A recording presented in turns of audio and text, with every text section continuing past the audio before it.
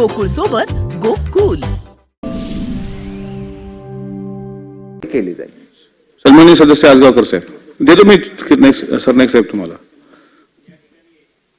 हे जे लक्षवेधी मांडली आहे याच्यामध्ये मंत्री महोदय आपणही आदेश दिला होता थकीत बिले तात्काळ देण्यात यावीत म्हणून, परंतु जर बघितलं तर अधिकारी त्या ठिकाणी एका प्रस्तावामध्ये वारंवार वेगवेगळ्या त्रुट्या काढतात.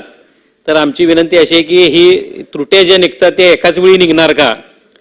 त्याचबरोबर थकीत वेतन असेल, मेडिकल बिलं थकीत असतील, आता वर्ष 2-2 वर्ष मेडिकल बिलं थकीत राहिलेली आहेत. त्याचबरोबर वेतनासाठी त्या ठिकाणी शाला तायडी लवकर मिळत नसल्यामुळे त्यांचं थकीत प्रलंबित राहतं. 2-2 आणि 3-3 वर्ष त्या ठिकाणी शाला तायडी उपलब्ध होत नाहीत. तर यासाठी आपण काही कालावधी त्यांना घालून देणार का की त्रुटी असतील किंवा नसतील तर त्या ठिकाणी प्रस्ताव तो त्या ठिकाणी निर्गमित करण्याची भूमिका केली जाणार का? आणि त्याचबरोबर महत्त्वाचा एक प्रश्न असा आहे की मेडिकल बिलाबाबत त्या ठिकाणी टप्प्यावरच्या लोकांनाही मेडिकल बिल मिळणं गरजेचं आहे, ते आपल्याकडून मिळणार का?